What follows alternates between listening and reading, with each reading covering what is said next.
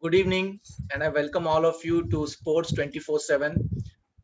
Today, we are doing a video on Euro 2020 Football Championship, and we are doing a preview of the round of 16. Before we go further, we have three very special guests to discuss this. Firstly, Casper Andersen. Casper is joining us all the way from Denmark, and he's an entrepreneur and well, he's into a lot of things really, so his introduction can go for really long, so I won't go into those details, but he's a big fan of football and he's here with us. So thank you, Casper, and welcome on the show. Thank you, Abhishek. And then we have Advait Patki with us. Advait and me, we know each other since we were 4 or 5 years old. We've been in the same class. He's a huge fan of football. He's been following football for the last around 20 odd years. Plus, he plays football. We even today we play football together. And he's got an electrical engineering background, and also he's done his management with a specialization in marketing. But apart from that, he's a sports fan. He follows cricket, tennis, and other sports as well. So Advait, good to have you on our show. Good to be here, man. And then last but not the least, again, Pranav Ranade. He's been on our discussions where we discuss cricket, but today he's here to contribute on football as well. He follows football among other games like tennis, and he has a pharmaceutical background, so he's a master's in the pharma field, and he's working in that industry as well. So welcome back, Pranav. Thank you, Abhishek. Before we actually discuss all the 8 games for Euro 2020, which are the knockout games, round of 16, I'd actually like to just ask all of you, what are your first memories watching the Euro Championships? We'll start with Casper. Casper, what are your initial memories? Euro 1984. Euro 1984. You want the details? Yes. Anything specific like something about? Probably it would be Pranav. He was a penalty shot, but he was one of the last shooters, and then his pants were shredded, and then he missed the goal, so they lost the penalty just wide off the top corner. I see. Well, that's an interesting one, and I'm sure you must have seen Euro 1992 when Denmark won the championship. That must be a great memory for you. Yeah, and there is a little story. I was watching it together with my dad. We were sitting in the couch together. When we were playing Holland and there was a goal, we both jumped at the same time and landed, and then the couch seat crashed. Well, that's interesting. Great memories. Advait, what about you? Your first Euro memories? I think my first Euro would be definitely 2004. And it was a time when, even Manchester United were on a rise. Ronaldo and Rooney both were with the team. And I remember Rooney setting the tournament on fire. He scored a couple of goals against Croatia. Yes. They even faced Portugal, and there was that stamping incident after which, you saw Ronaldo winking. And that had created a huge, uproar in the media. But I think, yeah, that's one of the first memories. Greece won, which I don't think anybody expected them to. But yeah, I think that's the first. And I remember, Advait, that tournament actually happened in Portugal, if I'm not wrong, and Portugal lost to Greece in the group stages and also in the final. The final was 1-0, and the second half almost happened entirely in the Greek half, but somehow Portugal were not able to penetrate. I remember like staying up late to watch that match, and that was also the time when we actually started playing a little bit of football, at that time. Yes. So in great memories. And Pranav, how about you? Yours might be a little bit more recent. Yes, Abhishek, you will be surprised that my first Euro memories are the 2016 Euro memories. So the goal which I vividly remember is Cristiano Ronaldo's goal versus Hungary, if I'm not wrong. He just hit a superb flick, and so that was the moment when I started following Euros. I mean, I have been following Manchester United and Real Madrid, but I didn't see Euros. I was just keeping myself updated. I knew that the Spanish team won 2 consecutive Euros, but 2016 was the first Euro which I started following, and I'm following this Euro as well. And that was a fantastic goal, wasn't it? I mean, that was a 3-3, I think, between Portugal and Hungary. And Portugal qualified as the third team, somehow scraped through and managed to Exactly. win the championship. So, wow, fantastic memories. All right, so let's get right to it. The first game, which is Denmark versus Wales. Now, Denmark, Casper, interestingly, they've had a roller coaster ride somewhat. Like they lost the first game, which had the unfortunate, incident of Christian Eriksen collapsing on the field. We are all glad that he's okay now and recovering well. Then they lost that match to Finland, then again lost to Belgium 2-1, even though they played quite well. And the last match, Denmark really came into their own and wow, winning 4-1 against a Russian team, which is by no means is it a weak team. So how do you see it going forward, and how do you see this match for Denmark against Wales? Oh well, it's going to be a tight one, but I think Denmark will pull it off. So yeah, it's going to be. Well, we'll see. Actually, it doesn't really matter much because what the most important thing that I've learned from this Euro is that when Christian died, as from what I understood, that's how we experienced it on TV, and then coming back, we didn't really care about whether we won or not. The most important thing was how is the team, how is everyone. We cared more about that, and so of course, when coming back for the Belgian match. Everyone wanted to see it now. We do it together because we banded like brothers, right? And then it couldn't. When in the second half, they did save the cannons for the second half, right? So then maybe it was a smart tactic because when Denmark has used all the energy and then they could put in and Lukaku could simply 2 times spread the whole defense with his strength. And that created the space for De Bruyne. And I actually think that Lukaku was the real hero there, not just De Bruyne. As for the Russian match, it was okay. Yeah, 4-1, that's a great result. And that actually the goal difference, I think, helped them to qualify in second place, because all 3 teams lost 2 games and won a game apiece, and Belgium won all 3. So your prediction, Casper, for Denmark versus Wales? You think Denmark is going to scrape through 1-0 or 2-1 maybe? Yeah, exactly. That's what I would say. 2-1, 2-0. 2-1 or 2-0. All right. I mean, that's what I'm hoping for. So let's go. So anyways, we are also, hoping that Denmark progresses to the next round, because what a story it has been. All right, the next game is Netherlands versus Czech Republic. Advait, Netherlands has been in absolutely red hot form. I mean, how would you put it? Like they haven't qualified. I think they weren't part of the last Euro, and suddenly now they've come in, put in a young squad together. How do you see this? So there was a joke going around after the first game, right? Frank de Boer's team scored more goals in the first game than his Crystal Palace team did in the Premier League when he was in charge of the team for 10 years. 10 matches. But to be honest, Netherlands, I don't think there was ever a time where they didn't have talent to pull off put a good team on field. It's just that this time around, they are missing Van Dijk, definitely, because had he been there, I would have put them strongly as one of the semi-finalists. But despite not having Van Dijk, I think they have put up a good show. Your Gini Wijnaldum has been in top form, and Memphis also recently secured a transfer to Barcelona. I'm sure he must be up for the game. But against Czech, right? I know Czech Republic would be, uh, you know, you might think that they might be a pushover, but they can be a very gritty team. Like they will sort of park the bus. They'll sit back and just try and hit them on counter. And you saw the kind of goals they've scored in the Euro, right? Right, Schick scored a crazy goal through the half line. So I think that's something they need to really watch out for, because they play 3 at the back and you have everybody else bombarding forward, even the wing backs. right. So that's the only thing I think Netherlands needs to watch out for. But apart from that, I think they should be winning this maybe 3-1. 3-1 you're saying for Netherlands. Yeah. Czech Republic Yeah. can be a little bit stubborn as a team sometimes, and they defend in numbers. They put Yeah. men behind the ball.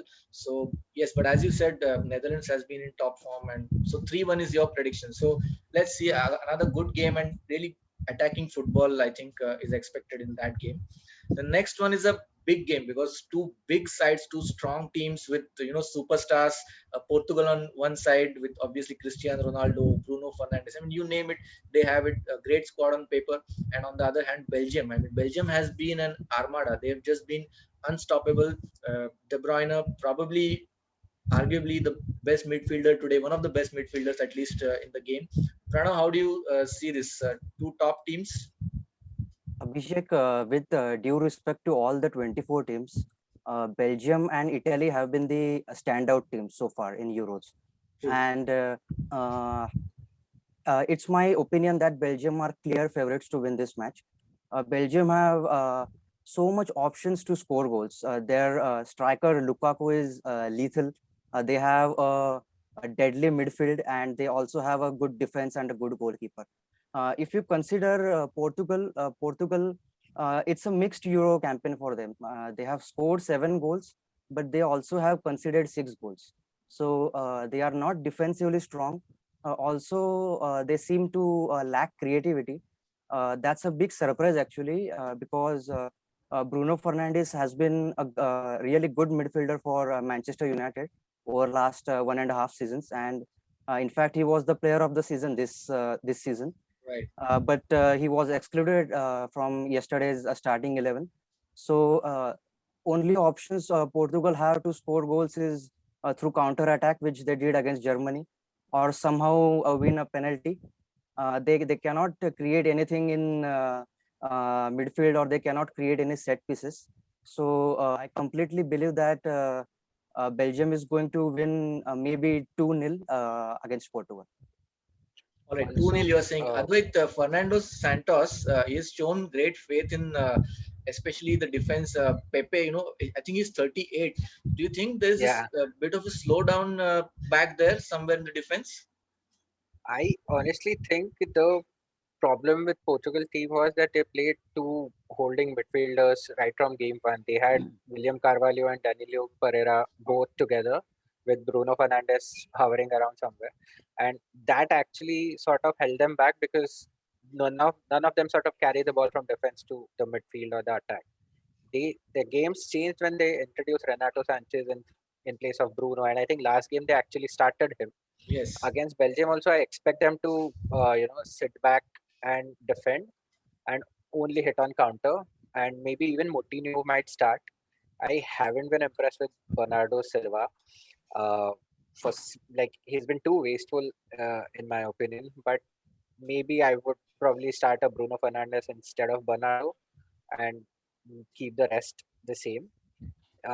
They also don't have Semedo, so they will have a fresh right back in Diogo Dalot starting maybe, and Right. that could be the game changer because you have Hazard on left, both the Hazard brothers on left for Belgium, Right. and Dalot is known to be prone to making defensive errors a bit. So that's the only thing. I think Portugal's plan will definitely be sit back and maybe take the game to the penalties or maybe win a penalty. Uh, but like Pranav said, I Y- don't see how Your Belgium doesn't. predictions, your prediction for Portugal, Belgium? I'll go with say 2-1 Belgium.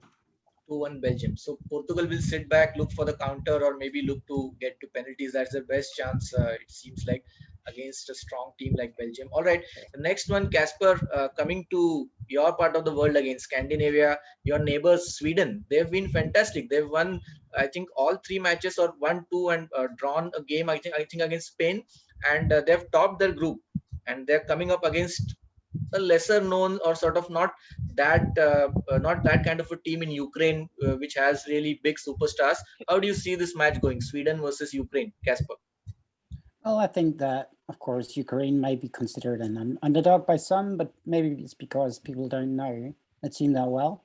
But what I really think is that it's going to be an interesting match, and I think it can swing both ways. And of course, it's good to see the Scandinavian teams coming still along. And well, I'm going to see it, but I don't know. I don't root for one or the other.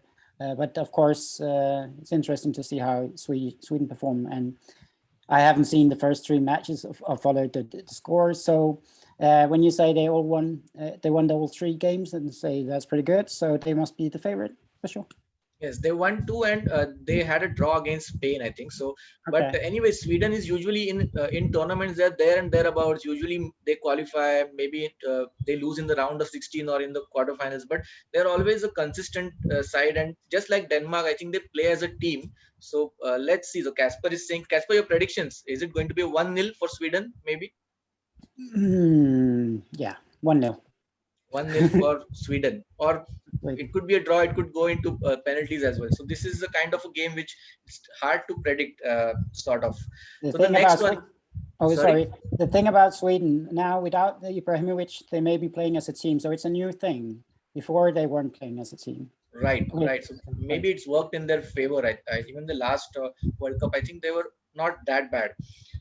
Well, the next one is Italy versus Austria, and this is a new look. Italy, Advait. I mean, traditionally we have seen Italy as a team which has a strong defense. They are physical. You know, guys like Gattuso and all those, Maldini and Cannavaro, those kind of guys. But now we are seeing more attacking Italy. They're working the ball really nicely through the middle, and they have a lot of options. It seems. How do you see them? They have been really good, and they've been extremely neat. Like if you see their tactics also, right? Roberto Mancini has been very tidy about the way they have gone about their business. Even Verratti returned in the last game. I think that has been a very big boost for them, and Locatelli has been in a good form. So they absolutely are favorites to win this. I don't see them, losing this game in any way, unless Australia somehow pull out a blinder. And Austria, making their first appearance in the knockout stages in their history as a nation, really. And I mean, for them, they've already done well to get here, and they'll be just hoping for the best. I think your predictions, maybe what are your predictions for this game? 2-0 Italy. 2-0 to Italy, and I think if Italy win and Belgium win, they'll be playing next in the Each quarterfinals, other. if I'm not Yeah. wrong. So that is going to be a mouth-watering contest. Well, the next one, To be France versus. Sorry, Advait, go sorry, on. I was just saying that interestingly, when we were discussing Portugal, Belgium, in the last 6 games, Belgium hasn't beaten Portugal. So it will be very interesting to see if Belgium and Italy both progress to quarterfinals. Like both Right, those right. teams are known to sort of, taper off in this in the fag end of the tournament. So yeah, that's Yes, and I interesting. think Belgium and Portugal, they've also never met in Euro or World Cup. This will be their first meeting in this kind of a tournament, I think. But of course, they keep on playing friendlies and in other Yeah, competitions. So interesting one, interesting one. Well, the next one is France and Switzerland. They're neighbors again. And Casper, this French team, but Swiss have always been known to like play as a team and be there and thereabouts, just about qualify for the round of 16, a bit like Sweden. And France, probably on paper, the best team in the tournament. Casper? Yeah, well, if you go back a few years, they were making a mess about everything, right? And then one of the people I like in France, he was a marketing professor, and he said something like, "Do you know why France has a mascot, a cock as a mascot?" Well, no. And he said, "Well, it's the only bird that walks around and happily say that everything is good while it's walking in shit." All right. Well, that we leave it at that with Casper. Advait, France, the strong favorites. they are, but they started the Euros the way they started World Cup last year. They they had a few close games. Uh, Deschamps doesn't really go with a completely attacking mindset. He's more of a defensive and a pragmatic coach in terms of even tactics. So even last game, I think they scored 2 goals, but they could have been even more attacking, and they can show more intent. I do feel that they need this will be a tough game for France. I mean, they'll just scrape it, But if they win this, they will hit their stride the minute they meet a very good team in the knockouts. Like we haven't really seen the best of Mbappe yet. Yeah, Benzema was Right. fantastic last game. So, Right. but they should win, say 2-1. 2-1 for Fran- France. 2-1. Yeah, Casper also is agreeing with that. France is France has probably winning.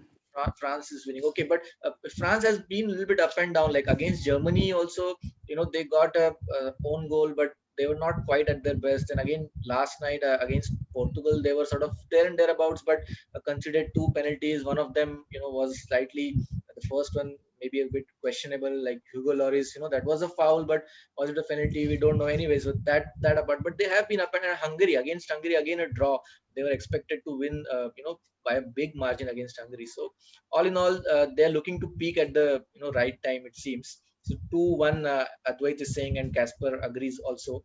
Next game is a cracker game. Seventh game is a cracker, I think, because Croatia and Spain, they've had a bit of a history of late in big tournaments. Spain has won once. I think Croatia beat Spain in the group stages last time. So it has been a good contest. Pranav, what do you think? Luka Modric, the key man again for Croatia? Absolutely. He has been carrying Real Madrid and Croatia for at least 6-7 years now. And if we see his yesterday's goal, it was probably the goal of the Euro so far. And uh, as you said, Kevin De Bruyne is one of the best midfielders so far. Even Luka Modric, I would say, is quite close to him. And whole team actually revolves around Luka Modric.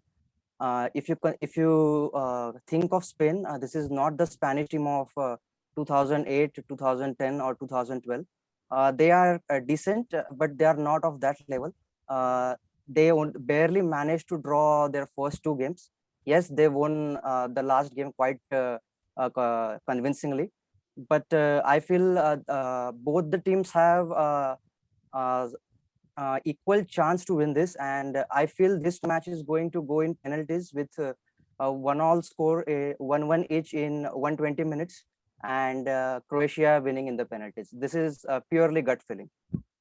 All right. So penalty shootout, says Pranav. Otherwise, Spain, Croatia will be very last game Spain won it 5-0. Finally, they got it right. Yeah, I, to be honest, I was actually going to say even I predict this game going to penalties because Spain, even though they sort of hit their stride in the last game, Croatia can be very gritty. The way they played the last World Cup also, they did rely on some individuals, obviously with Modric and Perisic down the wings, but it's a 50-50 game for me. So I can't really pick a winner, but I do feel this going to extra time or even penalties. But maybe All right. Croatia might edge it 1-0. So Advait and Pranav both, predicting a penalty shootout in this one. The last game, it's a age-old rivalry. England and Germany. There was a famous song. It says England 5, Germany 1. When England won a game in Germany 5-1. I think Michael Owen was part of that team as well. So age-old rivalry. 1966 World Cup final against West Germany 4-2. All those things at the back of our minds. I think in 2010 it was 4-1 to Germany when Frank Lampard's disallowed goal bounced inside the like on the other side, but it was disallowed. So that was all these things at the back of our mind. How do you see this game? This tournament, both have been sort of shaky. As in England, they just scored two goals, 1-0, 1-0, and one draw, and they topped their group. And Germany again up and down. How do you see this, Advait? England are their own enemies. The kind of teams they actually put out to play with Jack Grealish on bench, no Jadon Sancho. For some for second reason, even Raheem Sterling is starting every game. Advait, Uh, I'll just interrupt you there. If I had told you yeah, before this tournament that England will win 1-0 in two games and both goals will be scored by Raheem Sterling, what would be your reaction? Okay. before the tournament, probably I would have said it could be possible, but the way he has played, and quite honestly, they've been very wasteful as well.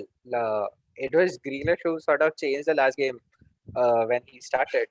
Uh, but England, to be honest, since Maguire is also back, they do seem a bit more settled.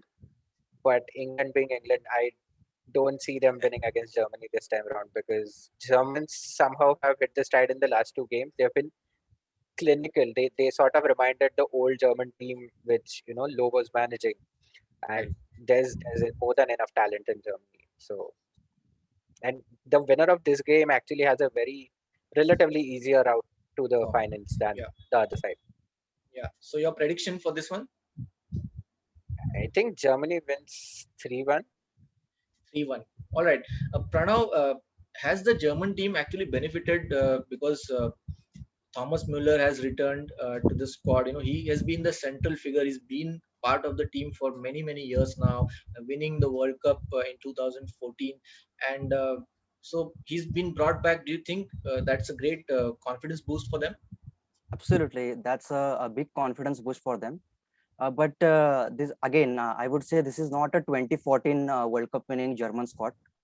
It's quite a new setup, and with due respect to Advait, I have exactly opposite point of view here. I think England is the only team in Euros who has not conceded a single goal in all three matches. Uh, and their forwards are also quite good, and they also have a really good bench strength, having not played Rashford and Sancho to a great extent. And also a factor which I consider important is that their match is in England at the historic Wembley Stadium. Even though it won't be a full house stadium, still they will have a crowd support of at least 5,000. And I believe that is going to contribute to England's confidence. And I believe my prediction is England are going to win 1-0. England 1-0 says Pranav. Now, I mean, I hope so, because you all will be surprised to hear this, but I used to support England since many years. But I agree with Advait, because having watched England painfully through since 2002 till now, and in the knockout stages, the record, especially if it goes to penalties, you can switch off your television sets, because England is going to lose. Casper, any final comments on this match, Germany versus England? Your predictions? क्या हाल बा क्या हाल चाल है सब ठीक है Caspar, सब ठीक है, सब बढ़िया, आप बताओ. Okay. Many AFL, I think, well, 2-1 England. 2-1 to? 2-1 to England. 2-1 to England. Well, Casper is supporting England. All right. Well, it's been an intense discussion, really enjoyable. I thank all of you, Casper, Advait and Pranav, for joining us, and I hope we'll be having more discussions like this in the near future. Thank you very much. Thank you. Thank you. Thank you.